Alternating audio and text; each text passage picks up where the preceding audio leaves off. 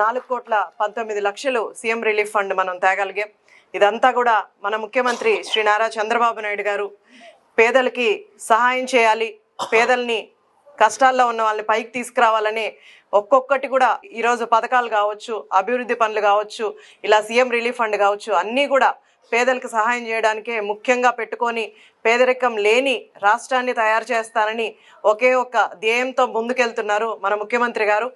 ఈరోజు మనం పెన్షన్లు తీసుకోవడం కానీ, లేదా సమస్యలు తీసుకోవడం కానీ, లేదా అభివృద్ధి పనులు కానీ అన్నీ కూడా మనం పార్టీలకు అతీతంగానే చేస్తున్నాం.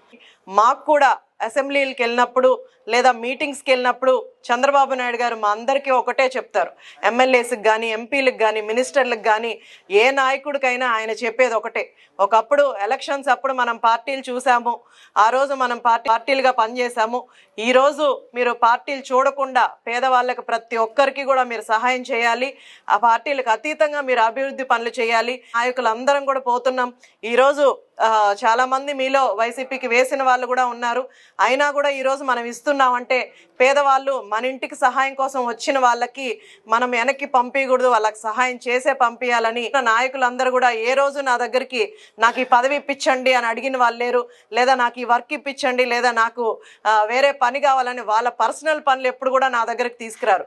వాళ్ళందరూ కోరేది ప్రజల సమస్యలు. మా ఊర్లో రోడ్ వేయండి, మా ఊర్లో డ్రైనేజ్ సమస్య, లేదా మా ఊరికి శ్మశానం రోడ్ లేదు, లేదా ప్రజలు ఇబ్బంది పడుతున్నారు, సీఎంఆర్ఎఫ్ ఫండ్ ఇప్పించండి, లేకపోతే వీళ్ళకి పెన్షన్లు పెట్టండి, ఇలాంటి సమస్యలతోనే నా దగ్గరకు వస్తున్నారు.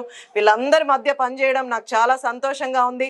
ఈరోజు సీఎం రిలీఫ్ ఫండ్ అన్నది మీకు పర్సనల్గా మీరు ఖర్చులు పెట్టుకున్న దానికి ఇస్తుంది. ఒక సీఎం రిలీఫ్ ఫండే కాకుండా మనం ఈరోజు ఇన్సూరెన్స్లు ఎవరైతే యాక్సిడెంటల్గా చనిపోయారో సభ్యత్వం తీసుకున్న వాళ్ళకి 5 లక్షల ఇన్సూరెన్స్ మనం వాళ్ళకి అప్పగిస్తున్నాం. అలాగే ఎల్ఓసి చాలామంది పుట్టుకతోనే చెవుడైన వాళ్ళందరూ కూడా నా దగ్గరకు వచ్చి మేడం ఆపరేషన్కి ఇంత అవుతుంది అంటే వాళ్ళ దగ్గర నుంచి హాస్పిటల్ దగ్గర నుంచి ఒక లెటర్ తెప్పించుకొని ఎస్టిమేషన్ వేయించుకొని దానికి ఒక లెటర్ పెట్టి ఈరోజు మనం ఎంతో మందికి ఆపరేషన్ చేయించిన పరిస్థితులు. కానీ ఒక మంచి నాయకత్వాన్ని ముందుకు తీసుకెళ్లి రాష్ట్రానికి ఒక మంచి నాయకుడిని మీరు అందరూ ఓట్లతో గెలిపించి రాష్ట్రంలో నిలబెడితే ఎంత మీరు లబ్ధి పొందొచ్చు. రేపు ఈరోజు మనం కాదు, ఈరోజు మన తరం తర్వాత మన పిల్లలు వస్తారు. మన పిల్లల తరం ఎంత బాగుపడుతుంది, రాష్ట్రం ఎంత బాగుపడుతుందో మీరందరూ కూడా ఆలోచించాలి. మంచి నాయకత్వాన్ని ముందుకు తీసుకెళ్ళండి, రాష్ట్రం బాగుంటుంది, మనందరి భవిష్యత్తు బాగుంటుంది, మన జీవితం బాగుంటుంది.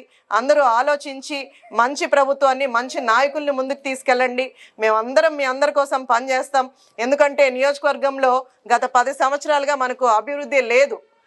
ఈరోజు నేను మార్నింగ్ విత్ ఎమ్మెల్యే కార్యక్రమంలో భాగంగా ఉదయాన్నే వెళ్తే అంత డ్రైనేజీలు ఎలా ఉన్నాయి, ఒక్క దగ్గర డ్రైనేజ్ లేదు, ఒక్క దగ్గర రోడ్డు ప్రాపర్గా లేదు.